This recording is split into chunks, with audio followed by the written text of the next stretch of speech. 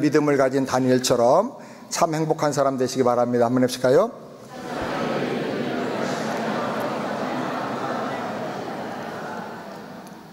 세상에 끌려다니고 지쳐서 쓰러지고 그러면서 행복한 인생을 살 수는 없죠.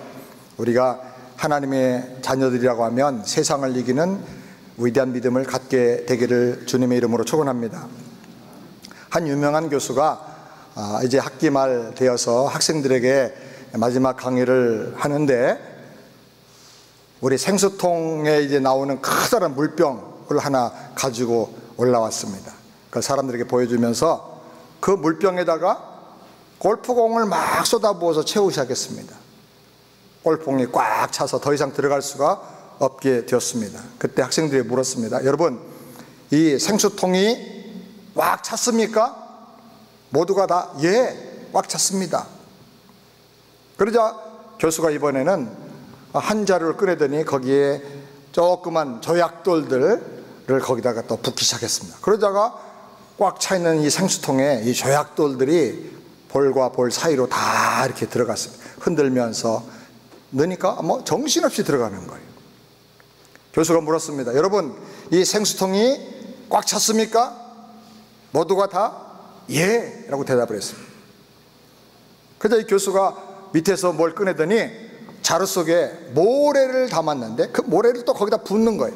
흔들면서 툭툭 치면서 부니까 꽉 찬 이 생수병에 또 모래가 꽉 들어가는 거예요. 교수가 물었습니다. 여러분, 이 생수병이 다 찼습니까? 모두가 또 역시 대답했어요. 근데 이번에 웃으면서 예, 확신 있게 다들 대답했습니다. 더 뭐 들어갈 게 있는가? 이번에 교수가 또다시 식탁 밑에서 커피잔을 여러 개 갖다가 막 거기다 붓는 거예요. 부니까 꽉 찬 그 생수통에 커피물이 다 스며들어요. 여러분, 꽉 찼습니까? 모두가 다 웃으면서 예, 이제는 꽉 찼습니다. 교수가 또 뭘 하나 꺼내더니 깃발을 하나 딱 거기다 갖다 딱 꼽아버려요. 깃발까지 딱 꼽았는데 생수병이 뭐 계속 들어가는 거예요. 교수가 말하기를 이 병이 여러분의 인생인 것을 꼭 기억하십시오. 이게 마지막 강의입니다. 골프공은 비유하건대 인생에서 가장 중요한 것, 큰 것, 이거 없으면 안 되는 겁니다. 예를 들어서 믿음, 또 여러분의 가족, 자녀, 건강, 비전, 열정, 친구, 이런 것들입니다. 이 가장 중요한 것을 먼저 채우십시오. 그 다음에 조약돌 집어넣으십시오. 그건 기타의 다른 것들입니다. 있으면 아주 좋은 것들, 없어도 참고 살만한 것들. 예를 들면 우리 직업이라든지 집이라든지 차라든지 돈이라든지 이런 것들입니다. 그 다음에 모래를 부으십시오. 모래는 기타 다른 사소한 것들, 그것이 취미생활일 수도 있고 그 밖에 다른 것일 수도 있습니다. 그리고 그 다음에 여러분이 좋아하는 커피를 부어도 괜찮습니다. 그리고 깃발을, 여러분의 인생의 깃발을 꼽으십시오. 만약에 여러분이 이 순서를 바꿔서 먼저 모래부터 집어넣고 조약돌부터 집어넣으면 막 골프공의 절반도 집어넣을 수가 없을 것입니다. 우리 인생도 마찬가지입니다. 우리의 시간과 관심과 에너지와 열정을 작은 것들만 위해서 집중하고 살면 절대로 중요한 것, 큰 거 잡을 수가 없습니다. 내 인생의 행복을 결정짓는 것, 내가 이 세상을 이기고 인생의 영적인 승리자가 되기 위해서 꼭 필요한 것, 거기에 우리가 집중을 하고 그 핵심, 본질적인 것을 잡아야 됩니다. 여러분에게 가장 먼저 넣어야 할 골프공은 과연 무엇입니까? 인생의 우선순서가 너무 중요합니다. 그리고 그 다음에 있으면 더 좋은 것들, 그리고 없어도 되는 것들, 그러나 있으면 괜찮은 것들, 이런 것들을 채워 넣게 되길 바랍니다. 한번 따라서 합시다. 사소한 것에 목숨 걸지 마라. 기분 나쁘다고 예배 안 나오고 부부싸움 했다고 예배한다. 그게 무슨 상관이 있는 거예요? 기분 나쁜 거하고 부부싸움 한 거하고 하나님 앞에 나가 예배하는 거 무슨 상관이죠? 그럴수록 더 하나님 앞에 나가야 되는 거죠. 여러분, 사소한 것에 목숨 걸지 말고 가장 결정적으로 중요한 거, 이거를 꼭 붙잡고 나가면 반드시 승리하는 인생을 살 수가 있습니다. 올바른 답을 찾으려면 올바른 질문을 먼저 해야 됩니다. 질문이 잘못되면 대답도 엉뚱한 대답이 나옵니다. 올바른 질문을 해야 올바른 해답을 얻을 수 있는데, 질문을 이렇게 던질 필요가 있어요. 참 행복한 인생, 영원히 행복한 인생이 되려고 하면 나에게 무엇이 필요한가? 그리고 내가 신자로서 세상을 이기고 환경을 이기고 고난을 이기고 승리하는 믿음 생활을 하려고 하면 정말 나에게 결정적으로 무엇이 필요한가? 주일날 예배에 안 빠지고 나오는 것도 물론 잘하는 거지만 그거 가지고는 해결이 안 될 것 같아요. 질문을 꼭 던지고 답을 찾으셔야 돼요. 저는 그 답을 보여주는 한 사람의 토르 라이프가 다니엘이라고 생각해요.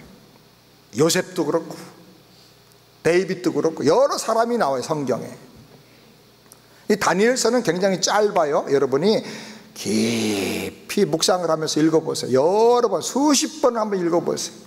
그러면 세상을 이기는 능력, 그리고 진정으로 누릴 수 있는 참 행복이 뭔가를 확실하게 발견하게 될 것입니다. 우리 성경을 보면 다니엘은 최소한도 8번 이상의 목숨이 왔다 갔다 하는 생사가 걸려있는 인생의 심각한 위기를 만납니다. 먼저 나라가 망하는 위기를 만났습니다. 예루살렘이 무너지고 성전이 다 함락되어 무너져 버렸습니다.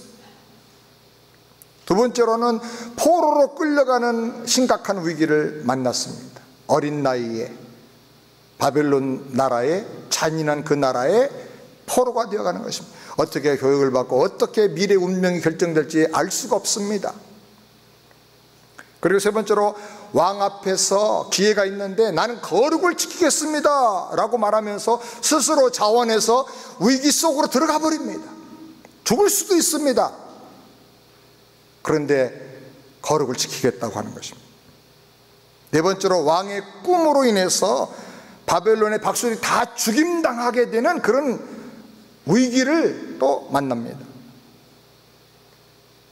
그리고 다섯 번째로 기도의 동지인 세 친구들이 왕을 우상시하는 것을 반대하고 절하지 않다가 불무불속에 들어갑니다. 그 친구와 동일한 믿음을 가졌던 그 친구들은 다 다니엘이 추천했던 사람들인데 그 친구들이 만약에 거기서 끝난다면 다니엘에게도 심각한 위기가 찾아오는 것이죠. 그리고 여섯 번째로는 벨사살 왕이 파티를 하는데 벽에 손가락이 나타나서 글씨를 씁니다.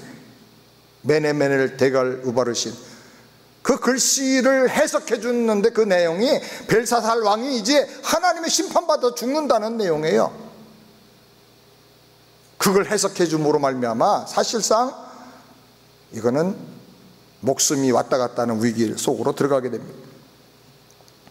다섯 번째로 다니엘이 총리로 있었던 바벨론 나라가 멸망을 합니다. 파사 페르시아 나라에 멸망을 당하게 되니까 그 나라의 지리자들이 어떻게 되겠습니까? 다니엘도 심각한 위기를 지금 만나는 거죠. 그리고 여덟 번째는 다리오 왕 때에 많은 사람들의 모험을 받아가지고 사자굴에 던져져서 죽을 위기를 경험하게 됩니다. 그런데요, 여러분, 다니엘은요, 우리 보통 사람 같으면 하나만 만나도 심각한 문제인데 이걸 8번 이상을 만났는데도 이 모든 위기와 시련과 문제를 다 해결하고 승리합니다. 그래서 두 나라의 때에 4명의 왕이 바뀌는데도 여전히 형통한 사람으로, 승리하는 사람으로 남게 됩니다. 참 세상을 이긴 사람, 모든 위기를 이기고 승리한 참 행복한 사람이다, 그렇게 생각합니다. 이 다니엘을 보면서 세상을 이기는 참 행복한 믿음의 사람이 되려고 하면 우리가 무엇을 가져야 할 것인가, 우리에게 무엇이 필요한가, 그걸 우리가 발견하게 됩니다.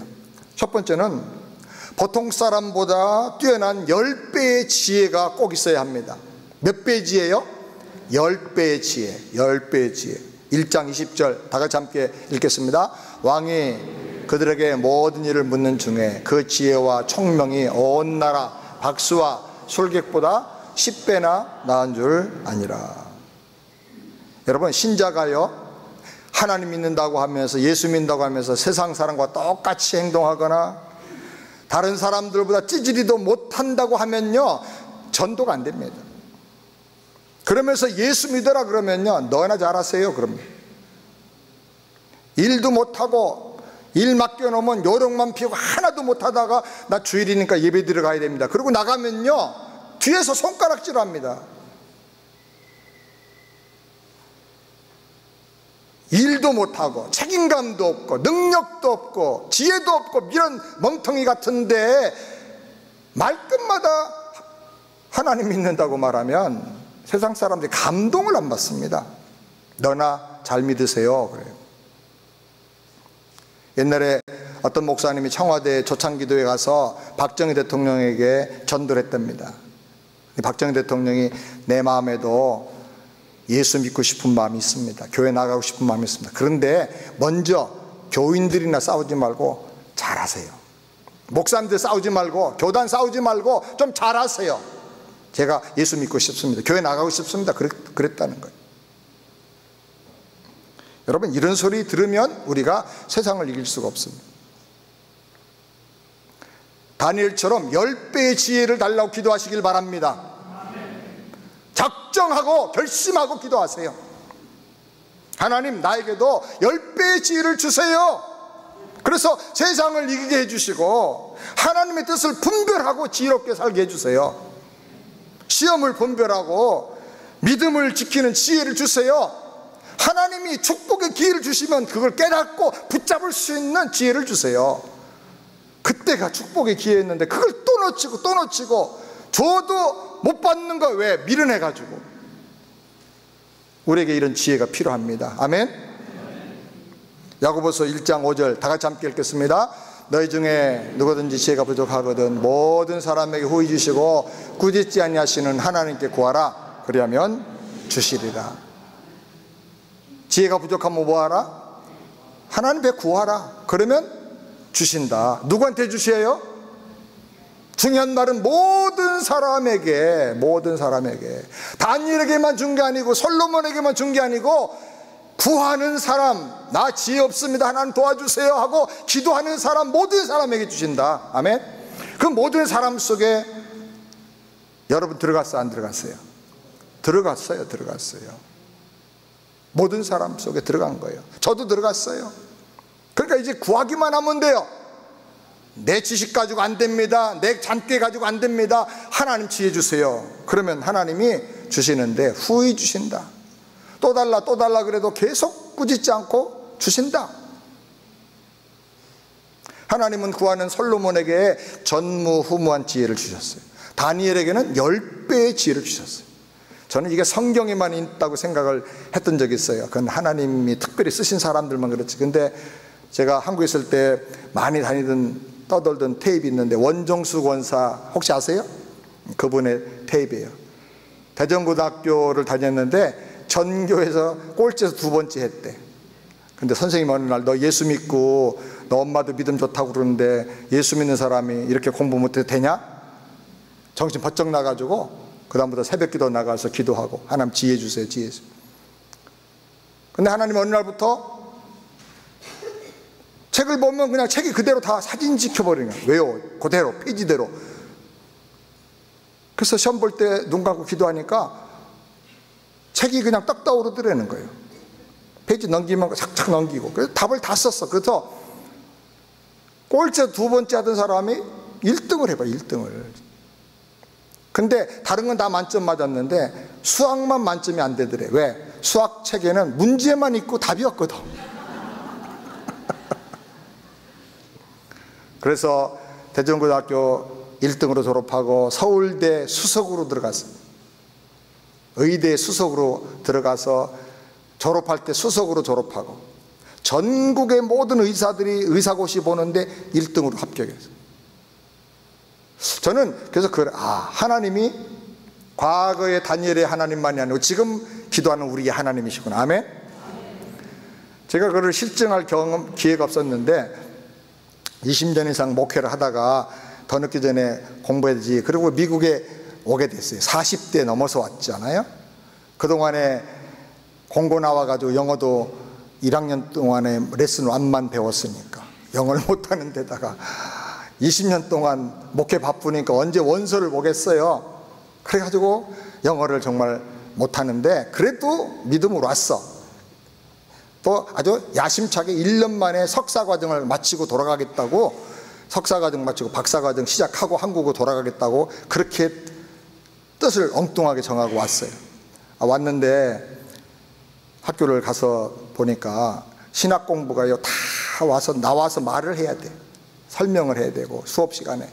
그리고 또 시간마다 퀴즈를 보는데 한 4과목 정도가 일주일에 한 번씩 퀴즈를 보는데 한 7, 80페이지 책을 읽어야 퀴즈를 볼 수가 있는 거예요. 근데 한 페이지를 읽는데 제 영어 실력이 20개 이상의 단어를 찾아야 돼. 단어 찾다가 날 새버리는 거예요.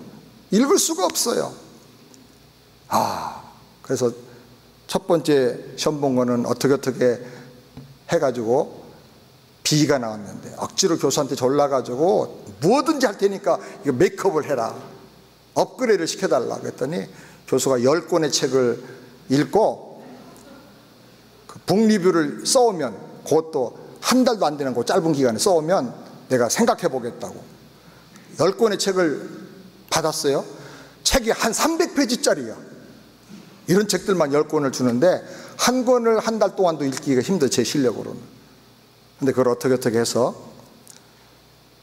북리뷰를 써다 줬어요. 그때 교수님이 감동을 받고, 내가 여지껏 본 중에 이렇게 잘 쓴 북리뷰 처음 봤다. 너가 수업시간 영어 되게 못하더니 어떻게 이건 기가 막히게 써왔냐 그러면서 B+를 줬어요. A 안 되냐? 안 된대. 그래서 할 수 있고 B 맞고 그 다음부터는요 전 과목 다 A+ 맞았어요. 이거 영상으로 보여줄 걸 그랬네. 근데 제가 너무 안 되니까 답답하잖아요. 이거 공부 마지막 공부인데 열심히 기도하고, 하나님, 다니엘의 하나님 지혜를 주세요. 원종수 권사도 사진 찍힌다고 그랬는데 하나님 저한테도 좀 그런 애 주세요. 그리고 막 새벽 4시까지 공부하면서 기도하면서 했는데 당장은 안 되는데요, 몇 달 지난 다음에 그런 현상이 나타나는 거예요. 책이 페이지째 다 이렇게 기억이 나는 거예요. 그래서 어떤 과목은 제가 100점 만점에 110점 보너스 점수까지 받았어요. 희한한 일들이 일어나요. 그래가지고 정말 영어 잘 못하는데 들리지도 않고 말도 안 되고 글도 못 읽고, 쓰는 거는 또 시험은 다 논문을 써야 돼요. 뭐에 대해서 논하라 이러고 시험지만 8장 주는 거예요, 백지를. 그거 써야 되는데 하나님이 공부를 그렇게 다 하게 하시더라고요. 제가 생각하는 것은 하나님께 능치 못함이 없구나. 아멘. 성경에서 구하면 주시는 하나님이 다니엘의 하나님, 솔로몬의 하나님이 나의 하나님이 되신다. 아멘. 그러니까 우리가 얻지 못하는 이유는 구하지 않아서 그래요. 그때 영어 좀 이제 들리고 읽어주고 하다가 지금은 옛날보다 더 못해졌어요. 왜냐니까 우리 부목사님들 다 통역해 주니까 내가 영어를 할 필요를 못 느끼고 피를 못 느끼고 구하지 못하는 거예요. 제가 지금 기도합니다. 언젠가 은퇴하면 은퇴한 다음에 기도해가지고 이제 영어 설교하고 다니려고 그럽니다. 안 믿어져요? 아멘 해줘요. 아멘. 저는 확실히 믿는 것은 나이를 초월해서 그 사람의 환경과 형편을 초월해서 기도하면 하나님이 은혜 주신다. 하나님 들어주시는 하나님입니다. 에베소 5장 15절 다 같이 읽겠습니다. 그런즉 너희가 어떻게 행할 것을 자세히 주의하여 지혜 없는 자 같이 말고 오직 지혜 있는 자 같이 하여 세월을 아끼라. 지혜가 있어야 세월을 아끼는 거예요. 쓸데없는 일에 바빠. 백수가 제일 바빠가지고 과로사로 죽잖아요. 지혜가 있어야 뭐가 제일 중요하고 뭐가 핵심이고 본질인지 어떤 방향으로 가야 될지를 알고 가게 되고, 하나님 뜻을 분별하고 성령 충만할 수가 있는 거예요. 잠언 9장 10절 다 같이 읽겠습니다. 여호와를 경외하는 것이 지혜의 근본이고 거룩한 자를 아는 것이 명철이니. 하나님을 경외하고 하나님을 높이면 하나님이 지혜를 주시오. 하나님이 지혜의 근본입니다. 뿌리입니다. 아멘. 하나님을 깊이 사랑하고 묵상하고 하나님 높이려고 하면 하나님이 지혜를 열어주시고 총명을 열어줄 줄을 믿습니다. 이 세상의 모든 문제는 다 마귀가 갖다 일으킬 때가 많은데요, 마귀가 시험하고 문제를 일으킬 때 하나님의 재가를 받고 일으켜요. 욥기서를 보니까 하나님의 허락을 하고 생명은 건드리지 말라 그래요. 그러니까 하나님은 그 모든 문제를 다 아시는 분이야. 그러니까 답이 누구한테가 있어요? 하나님에게 있어요. 모든 세상 문제에 대한 답은 누구한테 있다? 하나님에게 있다. 아멘. 하나님께 나가면 다 답을 가르쳐 주시고 해답을 주시고 더 좋은 길을 가르쳐 주시는 거예요. 그럼 여러분 확실히 믿고 기도하시기 바랍니다. 다니엘처럼 10배의 지혜를 주셔서 세상을 이기게 해 주시옵소서. 아멘. 경영의 지혜를 주시고 믿음의 지혜를 주시고 공부하는 사람들에게는 학문의 지혜를 주시고 우리 성도들에게는 인생을 보는 통찰력과 지혜를 하나님 주시기를 바랍니다. 두 번째로, 다 잃어버려도 하나님 한 분이면 족하다고 생각하는 믿음이 있어야 됩니다. 3장 17절부터 다 같이 읽겠습니다. 우리 하나님이 우리를 긍휼히 타는 풀무 가운데서 능히 건져내시리고 왕의 손에서도 건져내시리이다. 그리 아니하실지라도 왕이여 우리가 왕의 신들을 섬기지도 아니하고 왕의 세우신 금신장에게 절하지도 아니할 줄을 아옵소서. 하나님을 사랑해서 믿고 충성하다가 말씀 순종하다가 어려운 일이 생기면 하나님이 반드시 책임져 주시고 도와주십니다. 믿으시기 바랍니다. 그런데 그렇게 하지 않을지라도 나는 하나님을 믿는 믿음을 위해서 죽어도 좋습니다. 다니엘의 세 친구들이 이렇게 믿음을 고백하고 풀무 속으로 들어가게 되는 거죠. 근데 다니엘의 세 친구들의 믿음은 항상 그 리더였던 다니엘의 믿음과 동일해요. 다니엘의 리더예요. 거기 그리 아니하실지라도 어떤 손해가 오고 혹시 내가 죽음을 당할지라도 나는 하나님 경외하는 바른 믿음 가지고 살겠습니다. 왜냐하면 하나님 한 분이면 나는 만족하기 때문입니다. 이 믿음을 가지면요 세상이 어떻게 할 수가 없어요. 대부분 세상은요 우리 조건을 가지고 우리를 흔들어대고 약하게 만들어요. 근데 그런 조건 없어도 돼. 나는 가장 핵심 본질 생명 하나님만 바로 믿고 나가면 돼. 그리고 거기에 목숨을 걸면요 세상이 손을 못 대. 세상이 감당할 수 없는 사람이라 성경이 그렇게 말하고 있어요. 우리는 오직 세상을 믿음으로만 이길 수 있습니다. 아멘. 요한일서 5장 4절 다 같이 읽겠습니다. 대저 하나님께서는 한 자마다 세상을 이기느니라. 세상을 이김은 이것이니 우리의 믿음이니라. 아멘. 이 세상을 이기는 이 믿음 달라고 기도해야 돼요. 믿음 가지고 겨우 구원의 확신이 나가지고 교회만 왔다 갔다 하고, 어떤 사람은 평생 교회 다니는데 구원도 못 받는 사람도 많아요. 그런 믿음이 아니고 정말 세상을 이기는 생명력 있는 그런 믿음을 우리가 가져야 하는 것입니다. 저는 저와 함께 우리 모든 새안의 성도들이 세상을 이기는 능력 있는 믿음의 소유자들이 되기를 주님의 이름으로 축원합니다. 요한일서 5장 5절 다 같이 읽겠습니다. 예수께서 하나님의 아들이심을 믿는 자가 아니면 세상을 이기는 자가 누구뇨? 세상을 이기려면 무슨 핵무기급에 뭐가 있어야 되는데 겨우 예수님이 하나님의 아들이심을 믿는 걸 가지고 세상을 이긴다? 의문이 들잖아요. 질문을 해야 돼요. 그리고 성경을 파고들고 하나님께 기도하고 물어봐야 돼요. 예수님이 하나님의 아들이심을 믿는 것이 어떻게 세상을 이깁니까?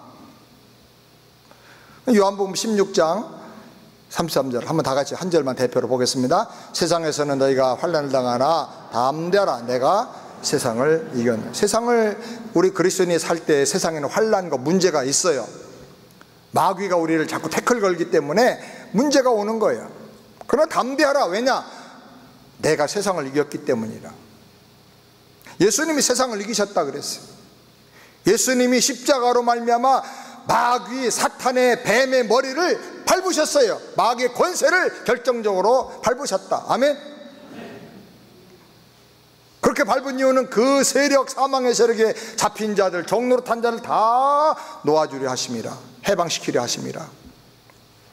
예수님께서 그 보혈로 죄의 저주를 다 해결해 주시고 우리가 당해야 될 지옥의 형벌을 다 하나님께서 해결해 주시고 심판의 문제를 다 주님이 감당해 주셨습니다. 그러므로 이 복음, 위대한 해방의 복음, 구원의 복음을 믿는 사람은 예수 안에서 세상을 이기는 것입니다. 아멘. 이 믿음을 가져야 돼요. 이 믿음이 위대한 믿음입니다. 나는 다 잃어버려도 이 하나님 한 분을 사랑하고 믿는 이 믿음 가지고 끝장을 하면 되겠다. 그러고 나가면 하나님이 하나님 되신 걸 드러내 줄 믿습니다. 세 번째로 천하 세상은 다 하나님이 다스린다는 확신을 가져야 합니다. 4장 37절 다 같이 읽겠습니다. 그러므로 지금 나 느부갓네살이 하늘의 왕을 찬양하며 칭송하며 존경하노니 그의 일이 다 진실하고 그의 행하심이 의로우심으로 무릇 교만하게 행하는 자를 그가 능히 낮추십니다. 여기 이 말은 느부갓네살 왕, 바벨론의 왕이 고백한 말이에요. 이방의 대제국 바벨론의 왕이 이 모든 세상을 보니까 하나님이 다스리는 거 맞다는 거예요. 내가 왕 된 것도 하나님이 나에게 왕이라는 권한을 주셔서 다스리게 한다는 거예요. 그건 내가 아니라 내 위에 하나님 계시다는 거예요. 어떻게 이방의 바벨론 나라의 왕이 이 엄청난 진리를 깨달았을까? 그 이유는요, 다니엘이 말씀을 가르쳐줬기 때문에 그런 거예요. 말씀을 듣든지 안 듣든지 자꾸 전하니까 이 느부갓네살 왕이 그걸 체험하게 된 거예요. 그리고 깨닫게 된 거예요. 다니엘서 2장 37절 다 같이 함께 읽겠습니다. 왕이여, 왕은 열왕의 왕이시라. 하늘의 하나님이 나라와 권세와 능력과 영광을 왕에게 주셨고 인생들과 들짐승과 공중의 새들 어느 곳에 있는 것을 물어나고 그것들을 왕의 손에 붙이사 다 다스리게 하셨으니 우주 만물을 다스리는 분이 하나님이라는 것을 이 느부갓네살이 경험하게 된 거예요. 그 하나님이 나에게 왕권도 주셨다는 거예요. 그런 내 위에 하나님이 다스린다는 거예요. 참 놀라운 일이죠. 다니엘이 느부갓네살이 듣든지 안 듣든지 그 말을 거부하든지 반대하든지 계속 이 하나님의 통치에 대해서 하나님 나라에서 자꾸 가르쳐 주니까 처음에는 이 느부갓네살이 거부하고 듣지 않았겠죠. 그런데 어떤 체험들을 통해서 어떤 사건들을 통해서 느부갓네살이 그걸 깨닫는 거예요. 아, 그 말이 사실이구나. 우리가 복음을 전도할 때도 마찬가지입니다. 어떤 사람은 성령의 감동으로 마음이 열려서 울면서 회개하고 그 자리에서 예수님을 영접하는 사람들. 근데 어떤 사람은 펄쩍펄쩍 뛰면서 말도 안 되는 소리 하지 말라고 정면에서 막 핍박을 하고 핀잔을 주고 거부하는 사람도 있어요. 그래도 우리가 계속 말씀을 전해놓으면 하나님께서 꿈을 꾸게 하시든지 지옥 가는 꿈을 꾸든지 아니면 무슨 사건이 일어나든지 뭐 사는 사람이 죽든지 부모님 돌아가시든지 이런 여러 사건들을 통해 가지고 깨닫는 거예요. 아, 그 말씀이 그게 사실이구나. 그래서 말씀과 사건을 통해서 말씀과 연단을 통해서 하나님을 경험하게 되는 거예요. 그리고 돌아오는 거예요. 그래서 우리가 듣든지 안 듣든지 우리는 계속 말씀을 전해야 되는 것입니다. 아멘. 주님이 다스리신다 어느 주 만물은 이런 확신을 우리가 가져야 돼요. 다니엘서 5장 26절 다 같이 함께 읽겠습니다. 매네는 하나님이 왕의 나라의 세들을 세워서 그것을 끝나게 하셨다 하며 데겔은 왕의 저울에 달려서 부족함이 배웠다 하며 베레스는 왕의 나라가 나뉘어서 메대와 밧사람에게 준바되었다 하느니라. 느부갓네살 왕이 죽고 그 후계자로 이제 벨사살이 왕이 됐습니다. 젊은 나이에 왕이 되고 나니까 이 교만해져 가지고 우쭐대다가 자기를 과시하려고 예루살렘 성전에서 가져온 기병들, 하나님께 제사 드릴 때 쓰는 그 기병들 금그릇에다가 술을 갖다가 막 퍼대고 거기다 안주를 올려놓고 파티를 하는 거예요. 그걸 가지고 하나님 왜 내가 있다는 식으로 자기를 과시하는 거죠. 그래서 하나님께서 아주 진노하셔서 경고를 하셨어요. 잔치하는 파티 석상에 벽에 신비한 손가락이 나타나더니 글씨를 쓰는 거예요. 아마 그냥 글씨를 새겨놓지 않았나 싶어요. 썼는데 그 글씨가 메네 데겔 우바르신 이라고 하는 글씨를 써놓은 거예요. 근데 아무도 그걸 해석해 주는 사람이 없어요. 그 사람들이 다니엘은 신령한 사람이고 하나님께 은혜를 받은 사람이니까 총명이 10배나 뛰어난 사람이 다니엘을 한번 불러서 물어보면 될 것 같습니다. 그래서 다니엘을 불렀어요. 다니엘이 보니까 하나님 뜻이 딱 나와 있는데 이걸 그대로 얘기하면요 벨사살이 열받아서 다니엘을 죽일 수도 있어요. 근데 다니엘이 그걸 그대로 해석을 합니다. 하나님 말씀은 가감할 수가 없으니까. 내가 너의 나라와 그 왕을 저울에 달아보니까 눈금에 모자라서 버렸다는 거예요.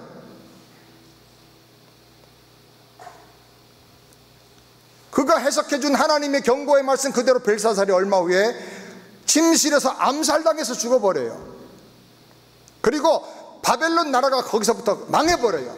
그리고 메데 페르시아 나라가 세워지게 되는 거예요.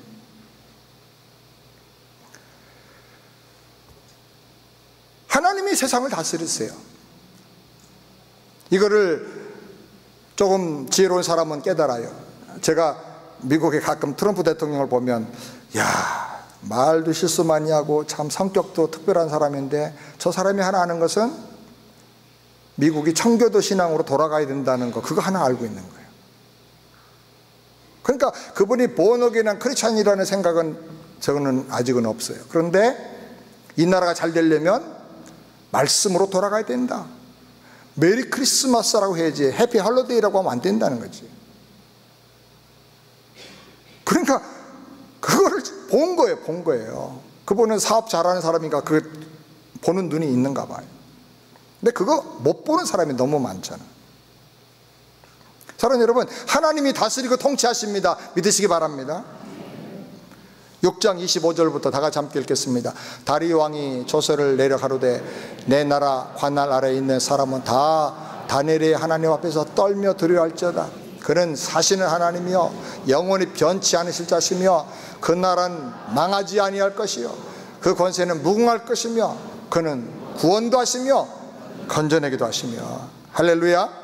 하나님이 온 우주 만물을 다스리고 그 뜻대로 통치하시는 것을 다리오 왕도 고백한 거예요. 다니엘이 가지고 있던 그 하나님 통치에 대한 확신, 왕이신 하나님에 대한 확실한 믿음이 이렇게 바벨론과 메데 페르시아 나라의 왕들에게까지도 다 이렇게 전파되고 심겨지게 된 것입니다. 이런 믿음을 가지고 세상을 살아서 승리하기를 주의 이름으로 축원합니다. 사업이 잘 될 때 어떻게 이렇게 사업이 잘 됐어요? 요새 경기가 이민경이 만만치 않다는데 그러면 운때가 좋아서 그런 이상한 소리 하지 말고 하나님이 다스리십니다 그렇게 얘기를 하란 말이에요. 아멘. 믿음 좋은 분 줄 알았더니 운때가 좋아가지고 그랬대. 하나님이 다스려 주신, 따라 하나님이 다스려 주십니다. 아멘. 하나님의 주권과 통치를 자꾸 우리가 드러내고 살게 되길 바랍니다. 그러면 하나님이 함께 하시는 증거가 막 나타나는 인생이 될 수가 있어요. 네 번째로 왕이요 메시아이신 예수님만이 세상의 유일한 희망이다라는 걸 믿어야 돼요. 다니엘서 7장 13절부터 다시 읽겠습니다. 내가 또 밤 이상 중에 보았는데 인자 같은 이가 하늘 구름을 타고 와서 옛적부터 항상 계신 자에게 나와 그 앞에 인도되매 그에게 권세와 영광과 나라를 주고 모든 백성과 나라들과 각 방언하는 자로 그를 섬기게 하였으니 그 권세는 영원한 권세라 옮기지 아니할 것이요 그 나라는 피하지 아니할 것이요. 다니엘은 다니엘서를 보면 여러 차례 장차 하나님의 계획의 핵심인 예수님 메시아가 오실 것을 그가 환상으로 보게 되고 계시로 발견하게 됩니다. 그래서 다니엘의 평생의 가장 중요한 일이 뭐냐면 총된 게 아니라 이 예수님을 전하는 거예요. 메시아 예수님에 대해서 증거하는 거예요. 왕궁에 전하고 고관들에게 전하고 그 다니엘의 바벨론의 그 모든 지식층들에게 이 말씀을 전하는 거예요. 예수님이 오신다, 메시아가 오신다, 그분은 영원한 하나님 나라를 세우는 왕으로 오신다. 주님 오시는데 그분은 모습이 인자와 같은 모습으로 오신다. 인자는 사람의 아들, 사람의 모양으로 오신다는 거예요. 사람으로, 그냥 하나님으로 오시거나 막 번쩍번쩍하는 천사 같은 모습으로 오시는 게 아니라 사람이 되어서 메시아가 오신다는 거예요. 왜 예수님이 메시아가 사람으로 오시느냐? 죄의 값이 사망이기 때문에 사람으로 와야만 죄값을 사망으로, 피 흘림으로 치르고 죄를 해결해 줄 수 있기 때문에 사람으로 오시는 거예요. 그래서 예수님께서 피 흘려 죽으심으로 우리의 죄를 다 대신 담당해 주시고 죄를 영원히 다 도말해 버리시고 우리를 사망의 생명으로 옮겨 구원하신 것을 믿으시기 바랍니다. 예수님 통해서 우리가 죄사함 받고 구원을 받는 거예요. 그런데 그걸로 끝나는 게 아니라 하나님의 나라를 이 땅에 세운다. 하나님의 나라, 영원한 하나님의 나라. 그러니까 우리는 나 구원받은 개인 구원에만 집중하면 안 되고, 일단 먼저는 내가 구원받고 구원의 확신을 가지고 살아야 되지만, 그 다음에 이 땅에 예수의 복음 전에서 하나님의 나라가 임하게 해야 되는 거예요. 우리 교회가 우리 교회만 해서는 안 되고 하나님의 나라가 이 땅에 임하도록 쓰여지는 교회가 되어야 할 줄을 믿습니다. 그래서 우리가 세계에 나가서 선교도 하고 일꾼들 키워서 자꾸 세상으로 보내야 되는 거예요. 이 세상 역사는 이 구원 역사를 중심으로 다 움직여가는 거예요. 바벨론이 세워졌다가 그 나라 망하고 메데 페르시아 나라가 세워지고 페르시아가 또 한참 흥황하다가 그 나라 망하고 헬라 나라가 세워지고 헬라가 또 한참 흥황하다가 또 그 나라가 망하고 로마가 세워지고, 그런 열국의 때에 이 세상 나라는 영원한 나라가 없다는 거예요. 그런 과정을 통해서 하나님께서 메시아를 로마 시대 때 오게 하신다. 다니엘 통해서 그 시대까지 정확하게 말씀합니다. 그래서 그분이 세우는 그 나라는 로마도 다 깨부수고 영원한 하나님의 나라를 세우신다. 그래서 로마가 기독교를 국교로 인정을 하고 로마라는 나라는 없었지만 온 땅에 예수의 복음이 전해지고 하나님 나라가 세워지게 된 거예요. 우리가 전기가 흐르는 전기선을 보면 겉에는 PVC로 돼 있어 가지고 그게 전기선이 꼭 PVC인 것처럼 보이지만 그 안을 보면 전기가 흘러 통하는 구리선으로 돼 있잖아요. 이 세상 역사를 보면 마치 세상이 경제, 돈을 중심으로 움직이는 것 같고 군사력을 중심으로 움직이는 것 같고 뭐 핵이 제일 큰 이슈인 것 같고 문화가 중요하고 교육이 중요하고 그런 것 같지요. 그러나 그건 겉에 보이는 것이고 그 속에는 전기 흘러가는 구리선이 있는 것처럼 하나님의 생명이 흘러가는 구원 역사가 핵심이란 말이에요. 아멘. 그 역사는 히스토리라고 하는데 풀어 말하면 히스 스토리, 그분의 이야기, 예수님의 구원하는 이야기, 그게 히스토리란 말이죠. 전기 안 통하는 구리선은 수리하는 분들이 전봇대 올라가 다 잘라서 갖다 뚫뚫 말아서 버려버려요. 녹여버리잖아요. 이 세상 역사가 아무리 돈이 많이 잘 되고 뭐 경제가 호황이 되고 북핵 문제가 해결되고 그래서 이 땅에 피스의 나라가 세워지는 게 아니고 예수 그리스도를 통한 구원이 없으면, 예수 그리스도 또한 생명의 역사가 흘러가지 않으면 이 세상 역사는 nothing, 아무것도 아닌 것입니다. 그럼 우리는 모든 역사적인 상황을 다 총동원하고 활용해서 이 생명의 예수님을 전해야 되는 것입니다. 아멘.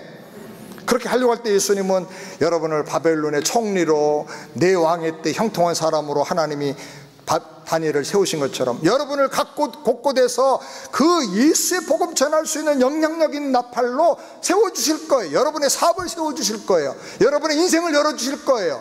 여러분의 사역을 열어주실 거예요. 아멘. 그렇게 되길 주의 이름으로 축원합니다. 예수님만이 절대 희망이다. 예수 없으면 세상의 모든 역사는 의미가 없다. 옛날 말로 예수 없으면 안고 없는 찐빵이다. 저는 기도할 때 그래.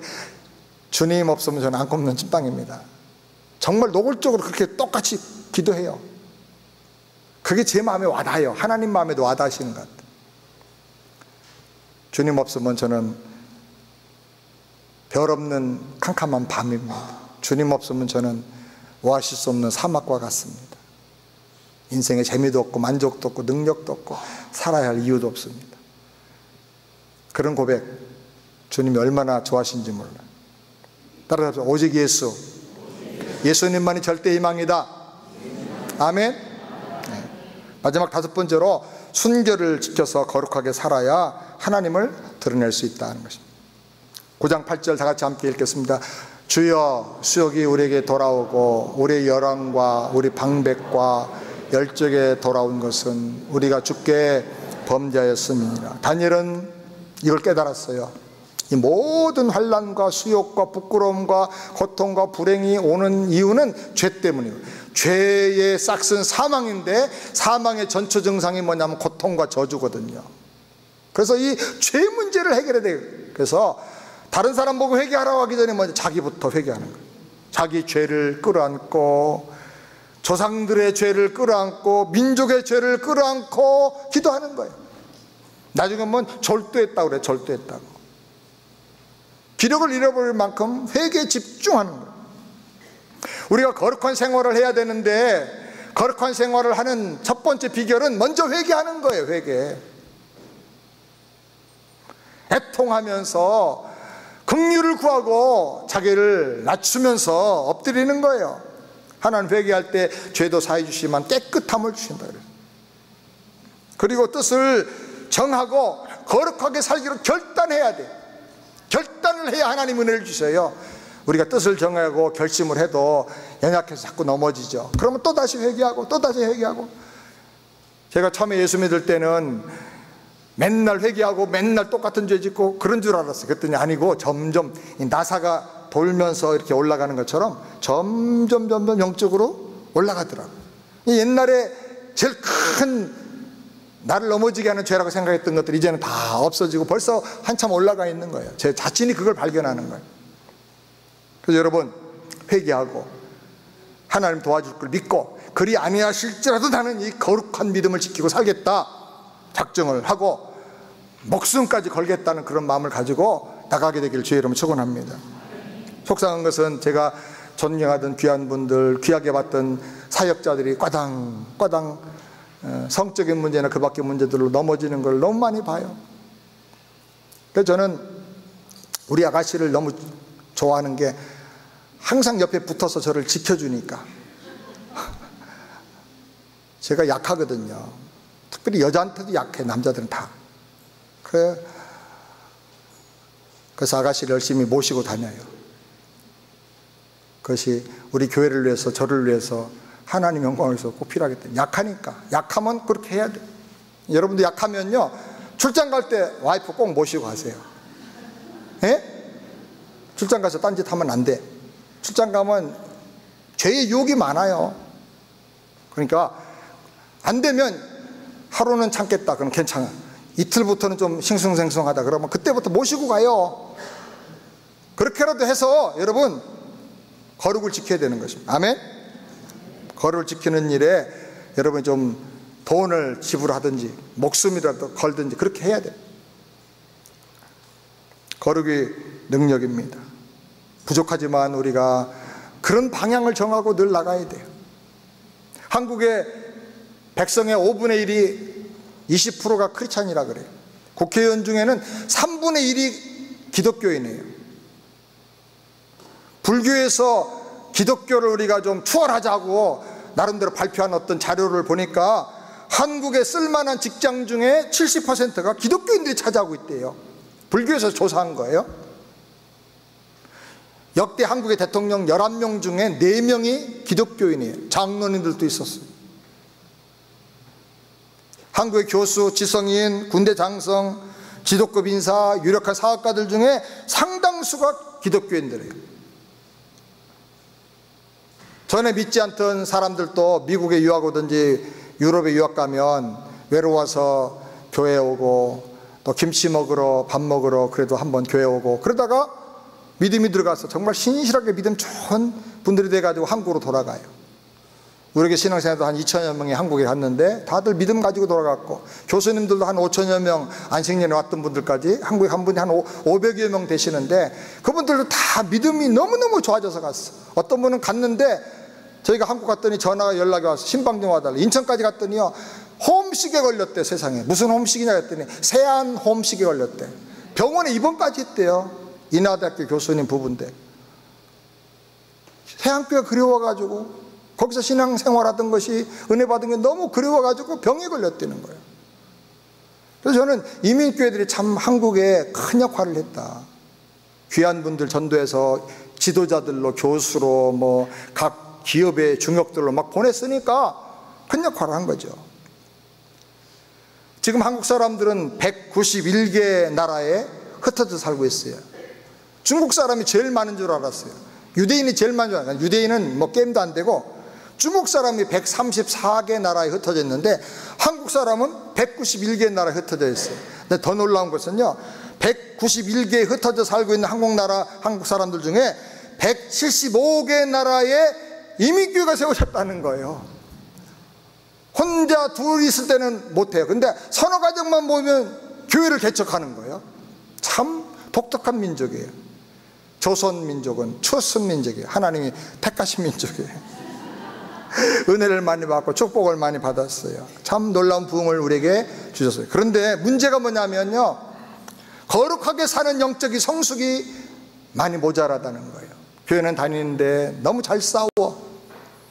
교회는 많은데 너무 갈등이 많아. 지금 아틀란타도 몇 교회들이 막 어렵고 뭐 우르르 몰려다니고 그런데 너무너무 속상해요. 교회를 힘들게 하는 분들은 좀 회개하고 거듭나면 좋겠어요. 교회마다 다니면서 그렇게 어려움 주지 말고, 우리가 예수 믿으면 거룩하게 성화가 돼야 돼요. 말이 좀 성화되고, 다른 사람이 문제가 아니고 내가 문제거든. 나부터 회개하고, 어려움이 있으면 나부터 회개하겠다. 내가 잘못해서 그렇다 회개하고, 화장실에 쓰레기도 하나 줍고 뭐 식탁이라도 하고 밥도 갖다 주고 나부터 하나씩 하면 은혜가 역사가 나타나잖아요. 아멘. 저는 거룩이 참 중요한 능력이라고 생각합니다. 따라서 거룩이 능력이다. 거룩의 능력을 가지면 세상을 이길 수가 있어요. 우리 한번 이 시간에 주일날 대배지만 우리 한번 합심해서 한번 기도하면 좋겠어요. 그냥 넘어가면 안 되겠고요. 예배만 왔다 갔다 하면 안 되겠고, 주여 우리도 다니엘같이 세상을 이기는 한번 믿음을 가지고 한번 살게 해주세요. 10배 지혜를 주세요. 하나님 한 분으로 만족하고 그 믿음으로 승리하게 해주세요. 하나님이 세상 다스린다는 확신 가지고 살게 해주시고, 예수만이 유일한 세상의 희망인 걸 믿고 예수 보고 붙잡고 살게 해주시고, 거룩한 능력으로 세상을 이기게 해달라고 한번 다 같이 한번 주여 한번 크게 한번 주여 한번 내게 해서 기도하겠습니다. 다 같이 주여